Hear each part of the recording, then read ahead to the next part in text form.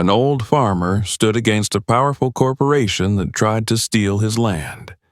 But when they came for him at night, the desert itself rose to protect him. Watch till the end. This story will stay with you forever.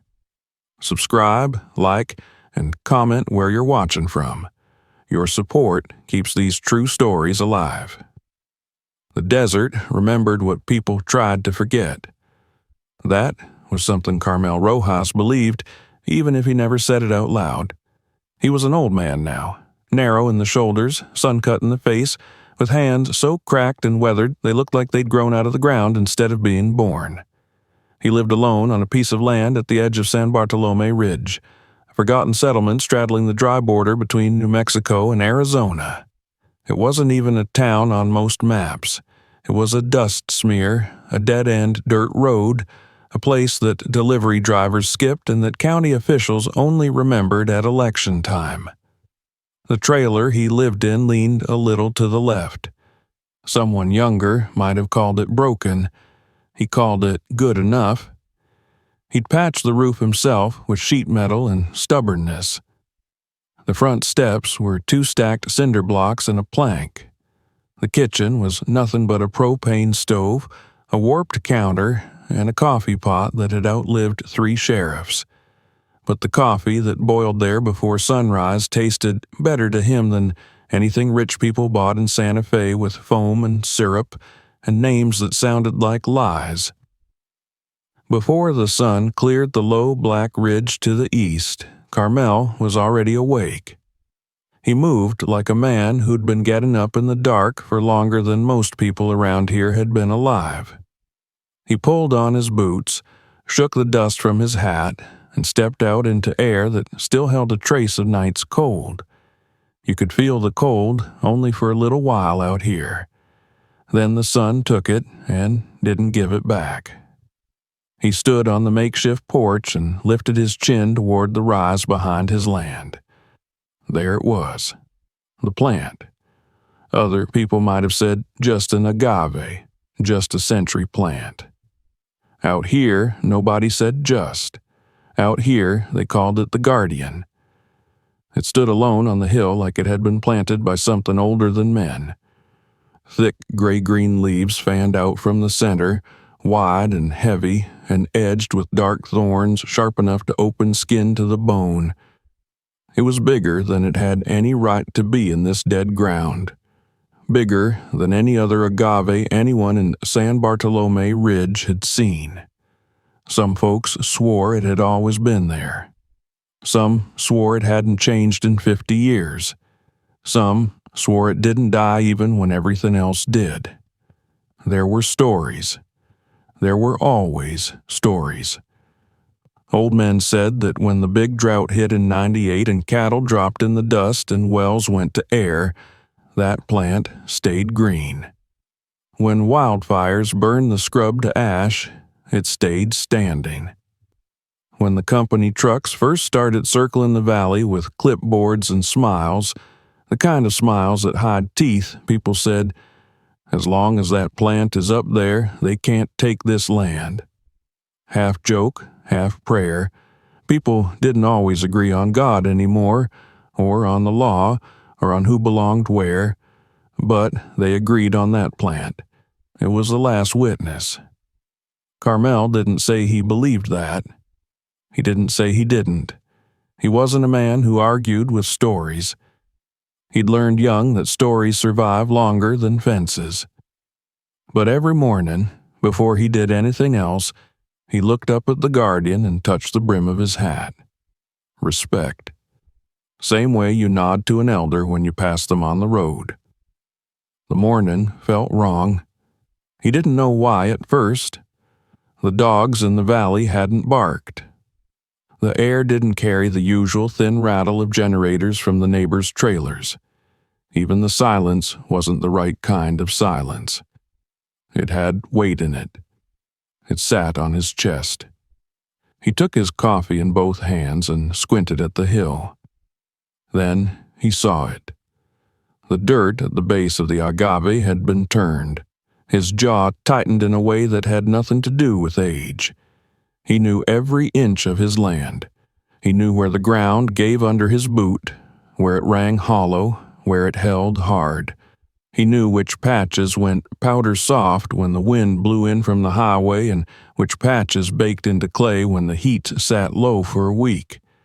He could tell the difference between a javelina rooting for water and a coyote digging for rabbits. This wasn't either of those. This was clean.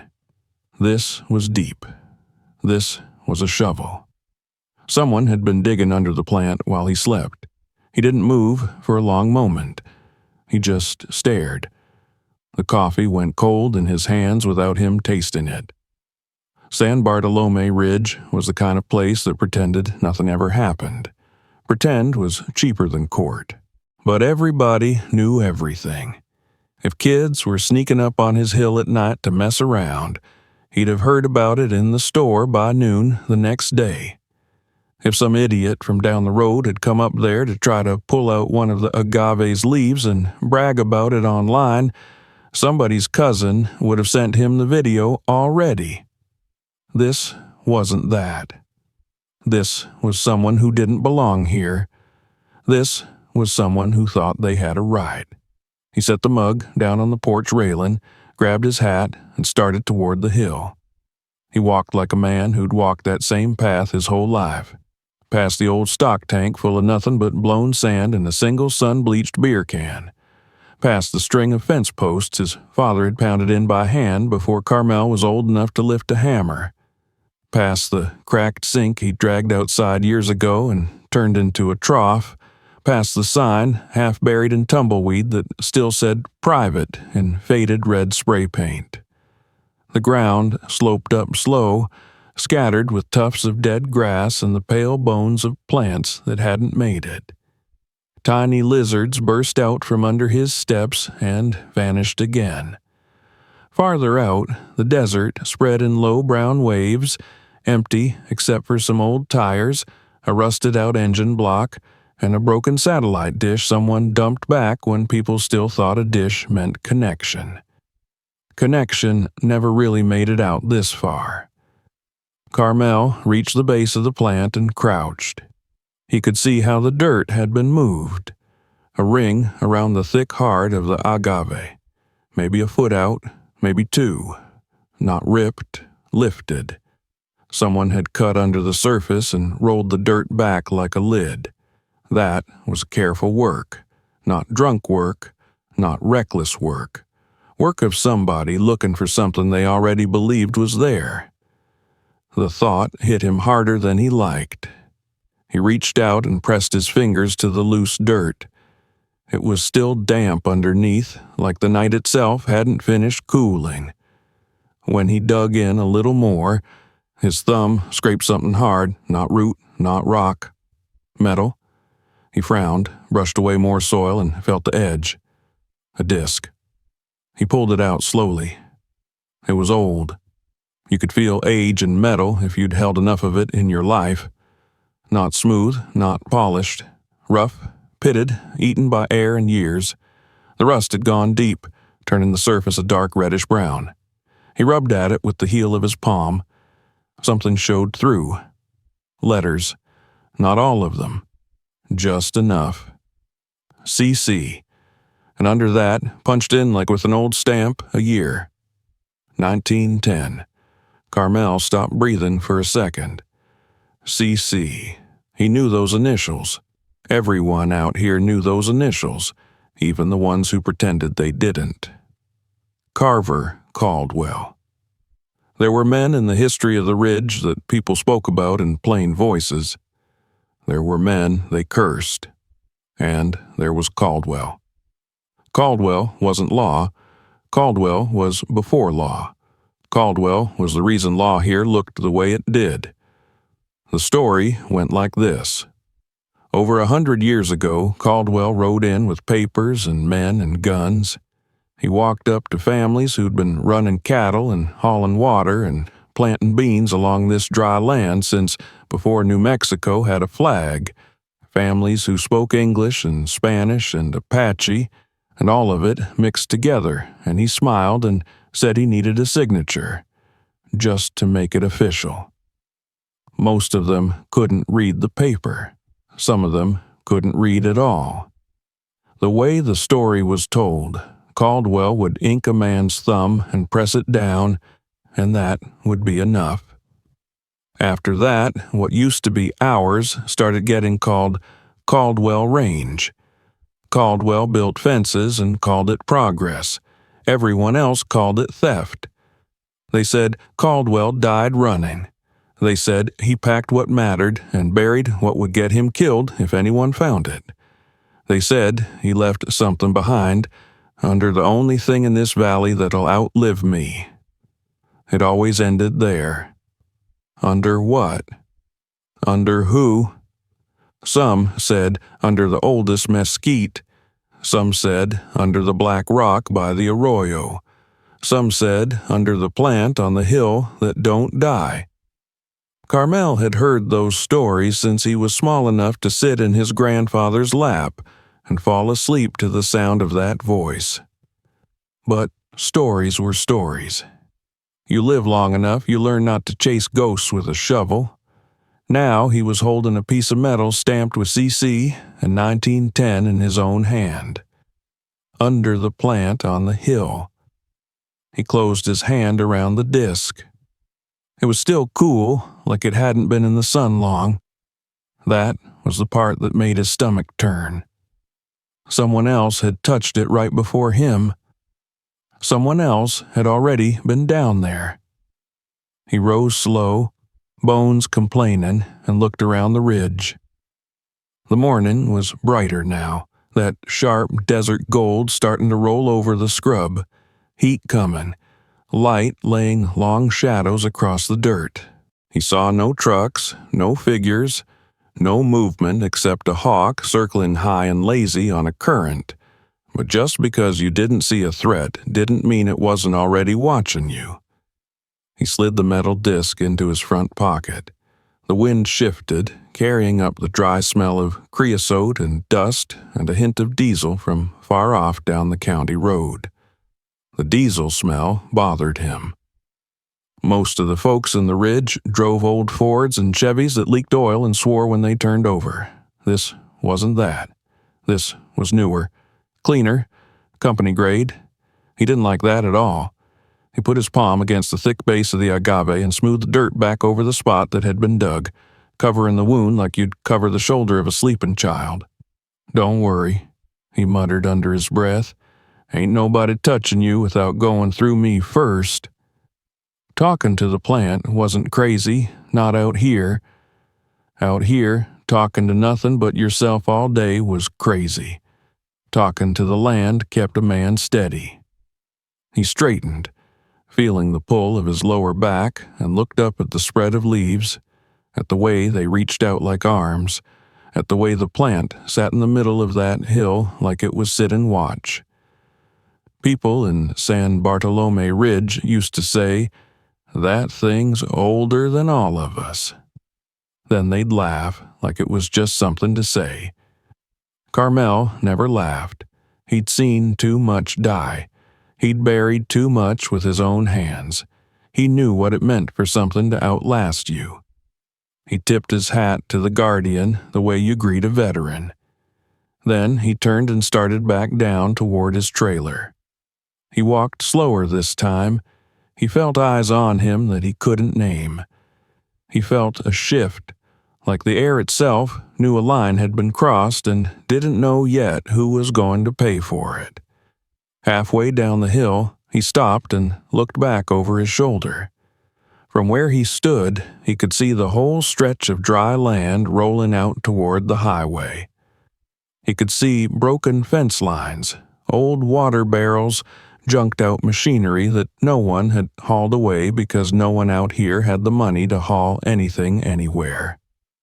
He could see the sun lighting the dust in a soft, pale haze. He could see the hill and the agave on top of it, standing there like a warning or a promise. He could also see, now that he was looking for it, the faint slash of fresh tire marks cutting across the wash, where no one in the ridge ever drove. The dirt there wasn't churned like a neighbor's truck turning around. It was cut in a clean curve, clean tread, new rubber. That confirmed what his gut already knew. Whoever had been digging under that plant in the dark wasn't from here. They didn't ask. They just acted like it was theirs. He felt something move in his chest then. It wasn't fear. Fear he understood. Fear lived in his ribs and came and went with the weather and the bills and the way his hip locked on cold mornings. This was different. It sat lower, heavier, older, anger, not the kind that jumps fast and burns out, the kind that roots. Carmel was not a loud man. He'd never been the type to go into town and bang his fist on a counter and shout about rights and history and what was owed. He knew how shouting ended around here. It ended with a deputy telling you to calm down or get in the back of the truck. It ended with people saying you were unstable so that they didn't have to hear what you were saying. But this was his hill, his dirt, his dead in that dirt. This wasn't about money. This was about being erased while you were still alive to watch it happen. He went back to the trailer, pushed the door open with his shoulder, and stepped into the familiar dim warmth of the small kitchen. The air inside still held last night's heat, the faint smell of beans, coffee, and old wood smoke. On the counter, next to the stove, was a photograph in a dollar store frame. Faded, curling at the corners. A young man in a hat too big for him, standing next to a man even thinner than he was. Both of them squinting into the sun. Behind them, the same hill, the same plant. Decades ago, his father had always said the same thing. You don't sell land. You hold it until you die, and then the next one holds it. That's the only deal worth making. Carmel had repeated that line so many times in his own head that it had stopped being words and turned into bone. He'd told it to his daughter, too, before she left. She'd nodded the way kind daughters nod when they love you but don't plan on living your life. She had her own life now, somewhere with real electricity and running water, somewhere that didn't smell like dust and old diesel, somewhere he told her not to feel guilty about. He told her, "Don't come back for me, I'm fine." He was fine until this morning. He took the metal disc from his pocket and set it on the table. He pulled a rag from the sink and wiped at the rust again, harder this time, pushing until more of the stamped letters cleared. CC the year. And around the edge, barely there, almost eaten away, a curve of words he couldn't fully read yet. He could make out property. He could make out claim. He could make out RO. Then the rest was gone under corrosion. He leaned back in his chair and let out a slow breath. If that disc was what he thought it might be, it wasn't just a story anymore. It was proof. Proof that what his grandfather swore around a lantern wasn't just pride talking. Proof that what his father fought over with men in county offices wasn't just stubbornness. Proof that this land had been Rojas land before some suit in an air-conditioned truck rolled in and called it available acreage. Proof matters to men in ties. Proof is the only thing they can't pretend they didn't hear. He looked at the plant through the cracked window. The Guardian sat on that hill like it always had, like nothing had changed. The first heat of the day shimmered around it. The leaves didn't move. Carmel felt something shift inside him, clean and steady. He'd always taken off his hat to that plant. Now, for the first time in his life, he understood why.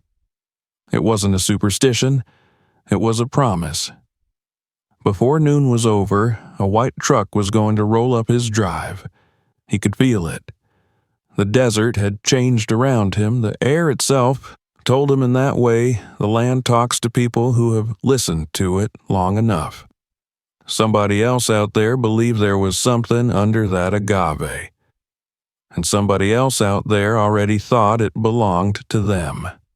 He closed his hand around the disc once more, feeling the old metal bite into his palm, and he said quietly to the empty room, to his father in the photo, to the plant on the hill, and to whatever was still listening in this tired slice of America, "They're not taking it."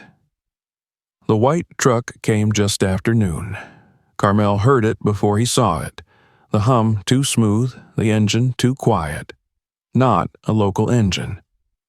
Local engines coughed and rattled and carried dust in their lungs. This one purred like something that had never done a day of work. It rolled up the dirt road slow, careful not to scratch its paint on the brush. Sunlight caught the chrome and sent a flash across his window. He stayed where he was, standing by the counter, watching through the thin glass. 3 men got out. The first was young, 30 maybe, clean jeans, shirt pressed, hair slicked back like the heat didn't touch him. The other 2 were older, heavier in the shoulders, wearing sunglasses that didn't come off. All 3 had the same logo stitched into their vests, Desert Vista Resources. Carmel already knew what this was. He stepped outside, boots crunching on gravel. The men turned, smiling the way salesmen smile when they think they're about to win. "Mr. Rojas?" the young one asked, extending a hand. "I'm Eric Caldwell. We're with Desert Vista Resources. We're developing a sustainable agave project through this whole valley. Wanted to talk to you about a possible sale of your property." Carmel didn't take the hand. He just looked at it, then at the kid's face. "This my property," he said. "Yes, sir, absolutely," Eric replied quickly, "and we want to make sure you're compensated fairly. We're offering competitive rates, immediate payment, and relocation support. It's all legitimate, backed by state incentives. You'd be doing the community a service, helping create jobs, renewable product, all that." "Jobs for who?" Carmel asked. Eric hesitated, smiled again. "Locals, of course. Locals like me. Well," the smile cracked just slightly. "There'll be training, new systems. It'll modernize everything out here. The old ways, well, they've had their time, right?" The 2 men behind him shifted their weight. Sunglasses still not talking. The desert wind moved the dust between them like a thin curtain. Carmel leaned against his porch post. "You already talked to folks down the ridge?" Eric nodded. "A few. Most are open to the idea. Change is hard, but—" "They say yes because they're scared," Carmel interrupted. "You come here with contracts and words nobody understands. You promise clean water and money that doesn't last a season. And when it's gone, what's left? Dust. Always dust." Eric's jaw tensed. "Mr. Rojas, I'm trying to help you make this easy. You're holding land that's worth a lot. The company's going to move forward with or without you. I'd rather see you benefit than stand in the way." The words were polite, the tone wasn't. Carmel studied him, his expensive boots, his soft hands, the way he kept glancing back at the other men like he needed permission to keep talking. "How old are you?" Carmel asked. 31. "You ever work this land?" "No, sir." "Then you don't know what it's worth." Eric drew a long breath through his nose. "You think we're the enemy, but we're not. I grew up not far from here. My great-grandfather ran cattle in these same hills. Maybe you heard the name. Carver Caldwell." Carmel's hand twitched. The name hit him like a spark to dry brush. He hid the reaction fast. Eric didn't notice. He kept talking. "My family's been part of this valley since before it had a name. We believe in growth and progress. This project honors that legacy." "Legacy," Carmel repeated softly. The word tasted wrong. Eric stepped closer. "Look, I can make sure you're treated right. We'll give you a fair number. Enough for a house in town, maybe even some land farther north. Something easier to manage. You don't want to stay out here forever, do you?" Carmel didn't answer. Eric sighed, checked his watch.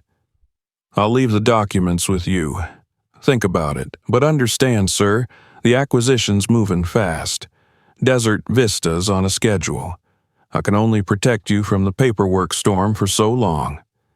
That made Carmel finally look him in the eye. "You think you're protecting me?" "I'm trying," Eric said quietly. "Most people don't get the offer first." Carmel looked past him to the hill. The Guardian stood there against the pale sky, leaves glinting like metal. He could feel the weight of that small iron disc in his pocket, heavy as a bullet. "You tell your people," he said, voice steady, "that this land's not for sale. Not to you, not to anyone." The smile disappeared from Eric's face. Behind him, one of the silent men shifted, cracked his knuckles. Eric nodded slowly. "I'll let them know." The three turned back to the truck. Before climbing in, Eric looked over his shoulder. "Sometimes, Mr. Rojas, it's better to walk away before the storm hits." Carmel watched the white vehicle roll back down the dirt road, leaving a tail of dust curling into the sky. When it was gone, the desert went quiet again. Too quiet. He waited there a long time, staring at the tracks until the wind began to erase them. That night, the storm came. Not the kind with rain. Not yet.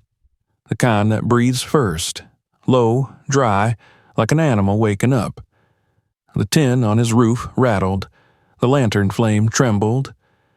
Out past the trailer walls, he could hear the creak of the old fence and something else. Steps. He grabbed his lamp and went out. The wind hit his face hard. Dust stung his eyes. He could barely see the hill through the haze, but he saw the glow. White beams of flashlights cutting through the dark. Someone was up there. He started climbing, each step sinking deep in loose sand. The lantern swung in his hand, throwing circles of yellow that seemed to swallow themselves. The higher he went, the louder the wind got, whistling through the agave's leaves like breath through a flute. When he reached the crest, he saw them. 2 figures hunched near the plant, metal glinting. A shovel bit into the dirt. "Hey!" he shouted. Both heads snapped up. One of them turned his light toward him. "Back off, old man," the taller one barked. But then the second figure stood, and the light caught his face. Eric Caldwell. Carmel froze. Eric lowered the flashlight a little, panting. His shirt was soaked with sweat and dust. "You shouldn't be here," he said. "Neither should you," Carmel answered. "It's not what you think," Eric said, voice shaking. "I'm not with them. Not anymore." Carmel stepped closer, feeling the ground tremble slightly as the wind shoved the hill.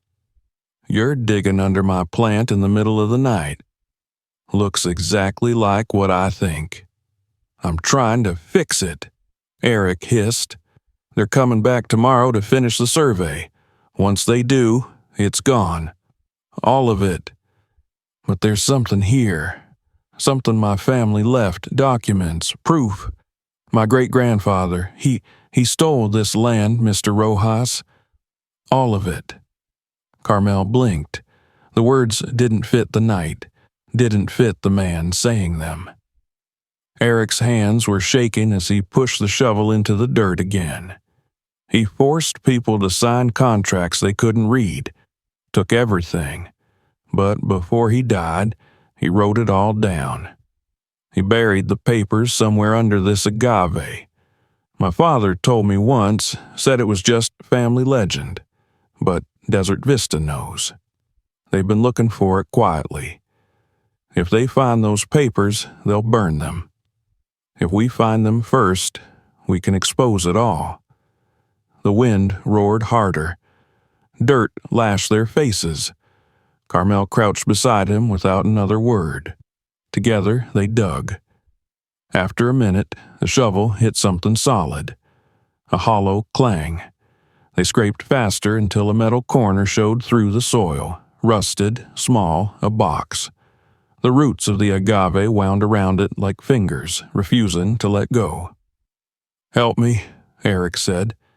Carmel braced himself and pulled. The roots tore with a sound like ripping cloth. The box came free, heavy, caked in earth. Eric set it down. "This is it," he whispered. Carmel reached to brush it off, but before he could, headlights flared at the bottom of the hill. Bright, blinding white cutting through the dark. Engines, more than one. Eric's face went pale. "They followed me." Carmel's heart kicked hard in his chest. "You led them here." "I didn't mean to," Eric said, panic breaking through his voice. "They're going to take everything." Carmel grabbed the box, shoved it into the crook of his arm. "Move!" They ran down the opposite side of the hill, the wind screaming around them. Dirt slid under their boots. Behind them came shouts, flashlight beams stabbing through the night. "Stop! Company property!" someone yelled. Carmel didn't stop. He knew these hills. He knew every dry wash and hidden cut of rock. He veered toward the old irrigation ditch, a trench carved decades ago when water still flowed here. It was half filled with sand now, but deep enough to hide in. They stumbled into it, panting, pressed against the wall of dirt. The lights swept past above them. For a moment, the only sound was their breathing. Then, slowly, the roar of engines faded. The men had gone the wrong way. Eric looked at Carmel in the dim lantern light. "They won't stop," he said. "They can't let this get out." Carmel stared at the rusted box. He could feel its weight even through the dirt. Whatever was inside had survived a century waiting to be found. He met Eric's eyes. "Then we make sure it does get out." They stayed hidden until the wind swallowed the sound of the trucks completely.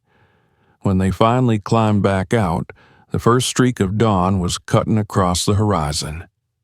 The Guardian stood silhouetted on the hill, still and dark against the bleeding sky. Carmel looked up at it, the box clutched tight to his chest. "You waited long enough," he whispered. "Time to talk."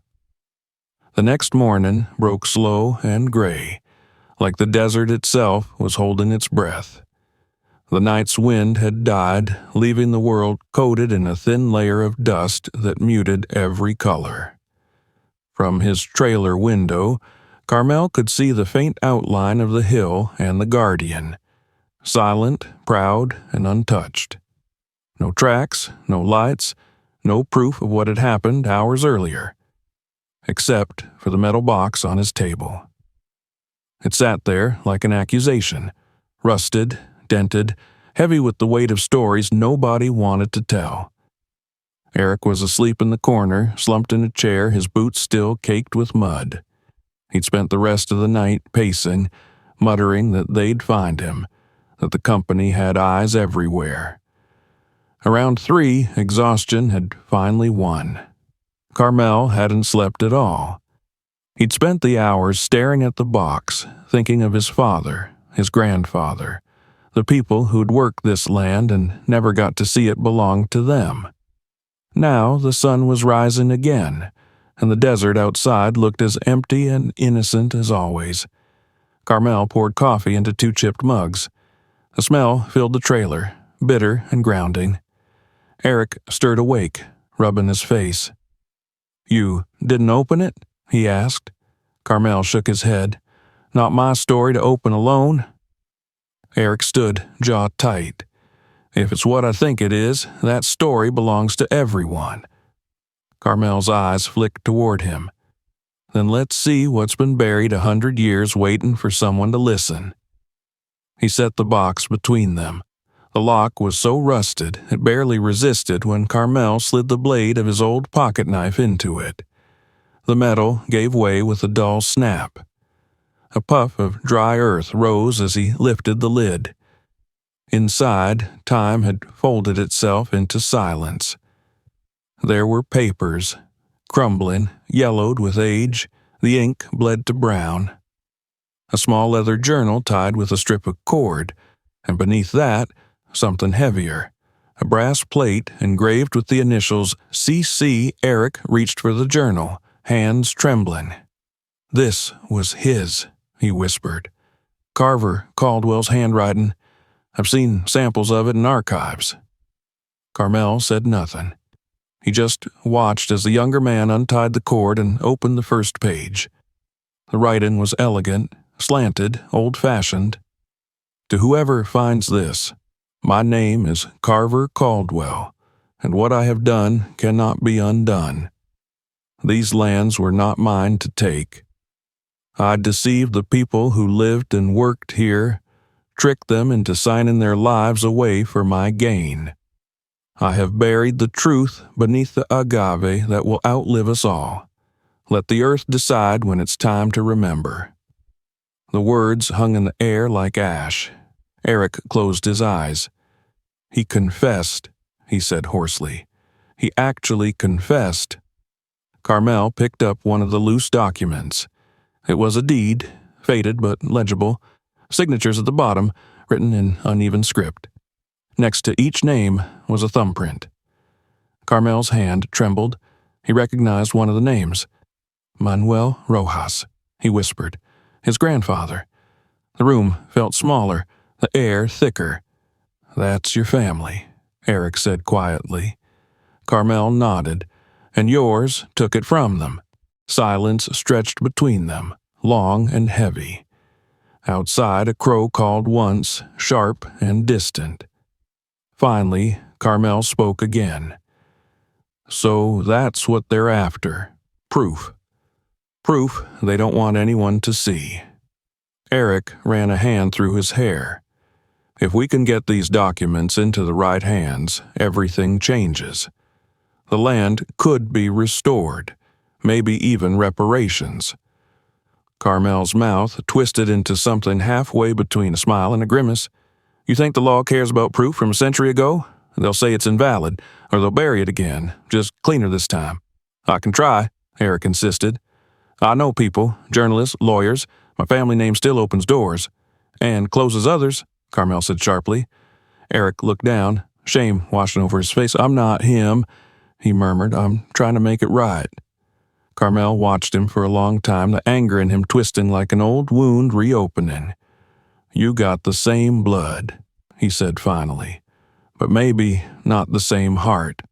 We'll see. He picked up the journal, turned to the last page. When the agave blooms, the truth will bloom with it. Until then, may the earth protect what men could not. Carmel exhaled slowly.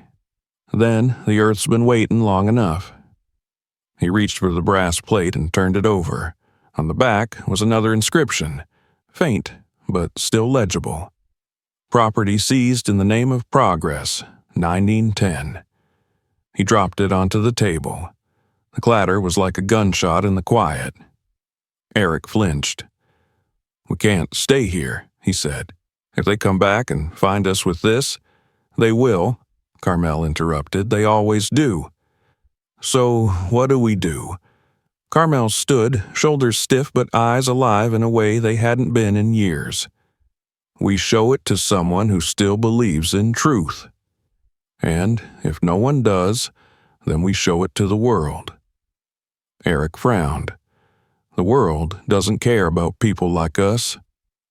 Carmel looked at him, a flicker of something fierce crossing his face. Then we make it care.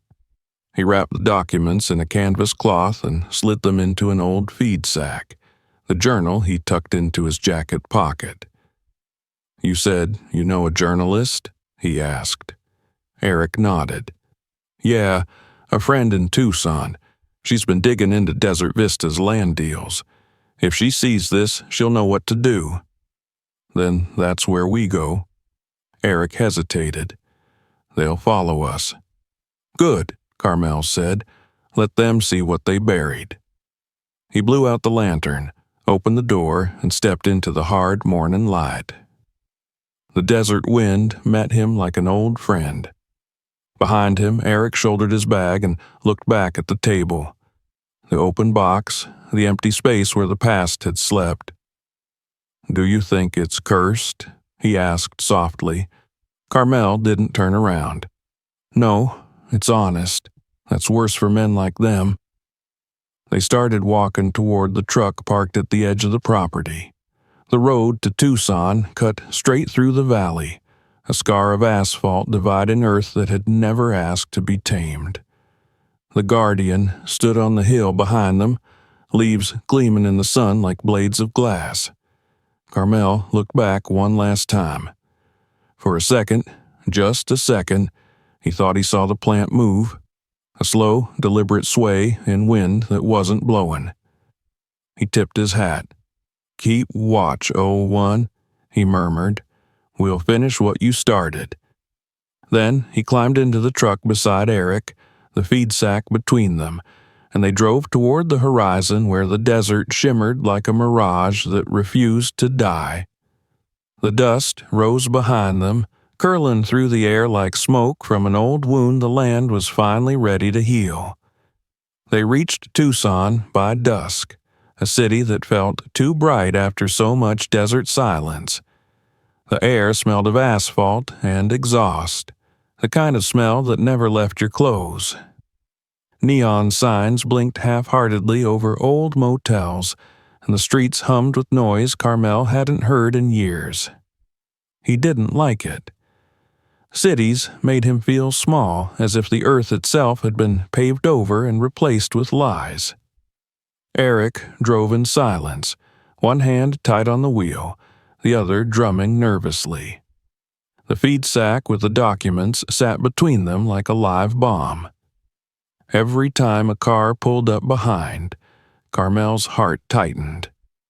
He kept checking the side mirror, half expecting to see those white trucks again.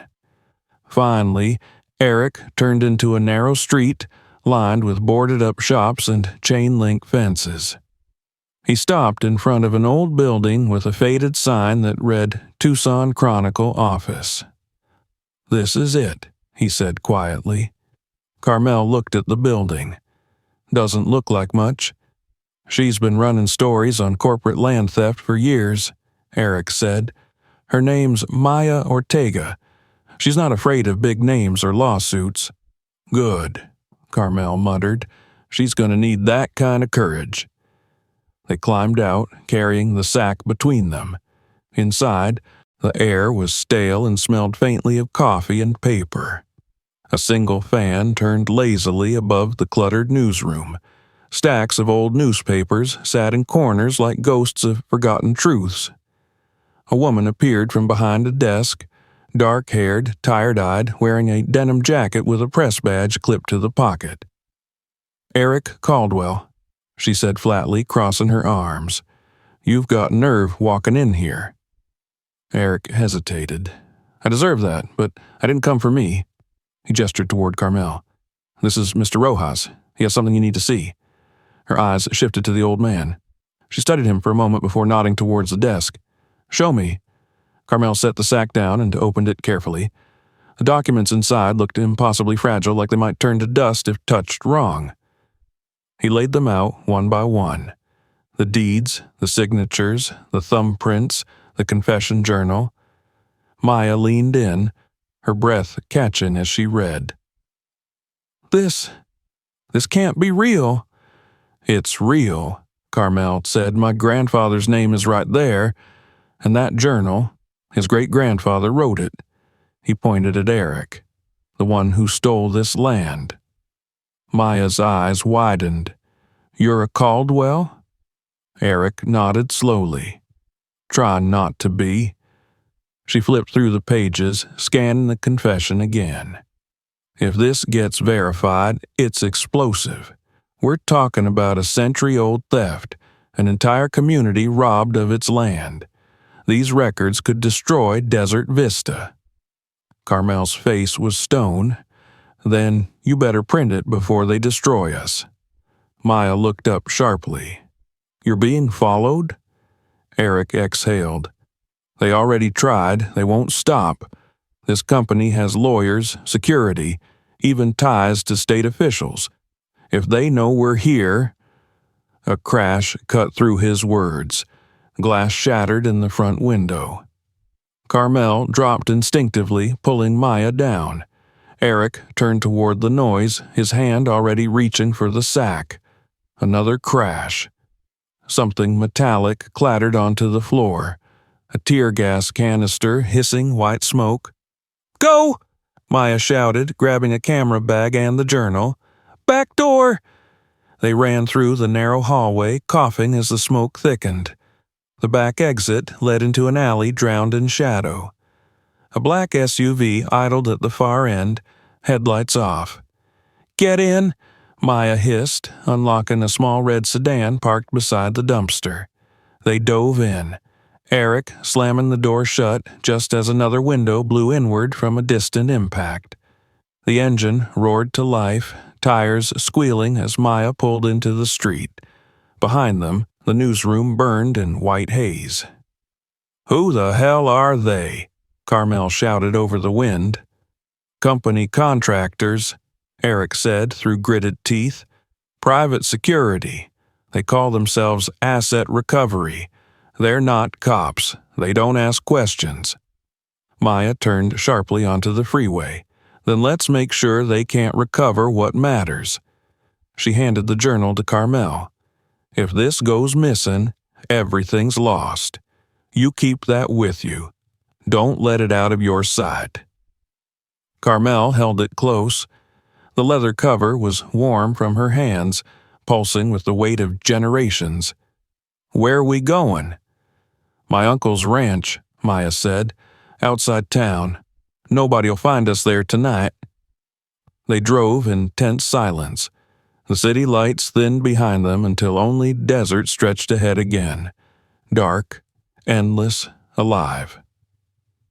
After half an hour, they turned down a dirt road that wound through mesquite and creosote. The old ranch house appeared like a ghost from another time. Wood warped by sun, porch lights flickering. Maya parked beside a rusted truck and killed the engine. "You can rest here," she said. "Tomorrow, I'll scan the documents, make digital copies, and send them to 3 different outlets. If one gets shut down, the others will still have it." Carmel nodded. "Smart girl." Eric sat against the porch rail, staring into the night. "They'll come for us anyway," he said quietly. "They'll twist it, say we forged everything, call us criminals." "Then we stay loud," Maya said. "They can't silence all of us." Carmel watched them, the young ones with fire in their eyes. It made him remember the people who'd come before. His grandfather's rough hands, his father's quiet endurance. He thought of the agave on the hill, its leaves gleaming under the sun like armor. "You know," he said softly, "that plant's been standing longer than any company. Longer than your laws, your contracts, your papers. You can't bribe the earth." Eric looked at him. "What if they burn it down?" Carmel smiled, slow and sad. "You can burn a plant. You can't burn what it remembers." They went inside, bolting the door behind them. Maya found candles and lit them one by one. The glow painted the walls gold. For the first time in years, Carmel felt something like peace. Thin, fragile, but real. He sat at the table, the journal open before him. His eyes traced the handwriting again, every letter a wound. The land does not forgive the theft of its own. Outside, coyotes howled in the distance. The night air carried the smell of mescal smoke from far-off hills. Then, faint but clear, came the sound of engines. Carmel stiffened. Eric met his eyes. "They found us," Maya whispered. Headlights flashed against the window. Shadows moved across the yard. Carmel stood slowly, hand resting on the journal. "Lock the back door," he said quietly. "If they want the truth, they'll have to walk through me first." The first knock came, loud enough to shake the frame. Maya reached for her phone, hitting record. Eric moved closer to the window, jaw clenched. Outside, a voice called, smooth and cold, "Mr. Rojas, Mr. Caldwell, we just want to talk." Carmel smiled grimly. "Yeah," he muttered, "that's what thieves always say before they take again." The next knock wasn't a knock. It was a kick. The door shuddered. Maya's voice trembled. "What do we do?" Carmel looked at the two of them, the journal in his hands glowing under candlelight like a living thing. "We hold the line," he said, "for the land and for the truth." The door cracked open with a splintering roar and the night rushed in. The night split open in gunmetal and noise. The front door crashed inward, a storm of boots and flashlights tearing through the dark. Maya screamed. Eric lunged toward her, and Carmel did the only thing his body still remembered how to do: protect. He swung the chair from the corner with all the force left in his bones. It caught the first man across the chest, knocking him backward into another. The two fell in a tangle of curses and bright light. "Run!" Carmel barked. Maya grabbed the journal from the table and sprinted toward the back door. Eric was right behind her, dragging the sack of documents. But before Carmel could follow, another man stepped through the doorway, broad shoulders, visor mask, gun drawn. "Drop it, old man." Carmel froze, breath ragged. His heart hammered, not from fear, but from fury. "You come into my house with guns," he said, voice low, "and call yourselves protectors?" The man's finger tightened on the trigger. "This isn't your land anymore." That sentence struck like lightning through dry brush. Carmel's world narrowed to one thought: the hill, the agave, his grandfather's hands planting life into hard earth. He moved without thinking. He slammed the chair leg into the man's wrist. The gun fired into the ceiling, plaster snowing down. The man staggered. Carmel shoved him hard, then bolted through the back. The desert night swallowed him. He could hear the shouts behind, the boots pounding, the roar of the SUV engines. But ahead, under the half-moon, the open land waited. Wild, honest, unbroken. Maya and Eric were already halfway to the truck. "Go!" she shouted. Carmel stumbled toward them, clutching his side. The years pressed against him, every breath a blade, but he didn't stop. He threw himself into the back seat as Eric gunned the engine. The tires screamed against the dirt. Bullets tore the air behind them, sparks flashing off the fender. "Where?" Eric yelled. "The hill," Carmel shouted over the wind. "Go back to the Guardian." Eric hesitated for half a heartbeat. Then he understood. He turned the wheel. The truck fish-tailed, cutting through the desert road, back toward the ridge where everything began. The headlights carved a path through dust. The agave appeared on the horizon, standing tall against the silver sky like a sentinel. It was waiting. "They won't stop," Maya said, voice breaking. "They don't have to," Carmel replied. "We just have to get there first." The truck jolted over a ditch, bouncing so hard the documents nearly spilled from Eric's lap. Behind them, two sets of headlights closed in. One of the SUVs was gaining fast. "Hold on!" Eric shouted, slamming the gas. The engine screamed. The desert blurred. Then the truck crested the rise, and the Guardian loomed ahead, massive, ancient, bathed in moonlight. Eric slammed the brakes. The truck skidded to a stop in front of the hill. Carmel threw the door open and jumped out before anyone could stop him. He ran, every muscle screaming, until he stood before the agave. "Oh, one," he gasped, pressing his hand to its base. "I kept my promise." Maya and Eric caught up, panting. "They're coming!" Maya shouted. Carmel turned, eyes blazing. "Then let them see what they're chasing." He took the journal from Maya and held it high, pages flapping in the wind. "This is what you buried," he shouted into the dark. "This is what you feared." The SUV lights reached the base of the hill, blinding white beams cutting through dust. Figures spilled out armed and shouting. "Drop the documents," one of them yelled. "Now!" Carmel didn't move. The wind tore through the valley, swirling around him, carrying the scent of sage and rain. For a moment, it sounded like a whisper, the same whisper he'd heard years ago, the voice of the land itself. The one who guards in fear loses. The one who reveals in faith frees. Carmel raised his head. "You can't steal what already forgave you," he said softly. Then he did what they never expected. He threw the journal into the air. The wind caught it, pages spinning, scattering like white birds against the moonlight.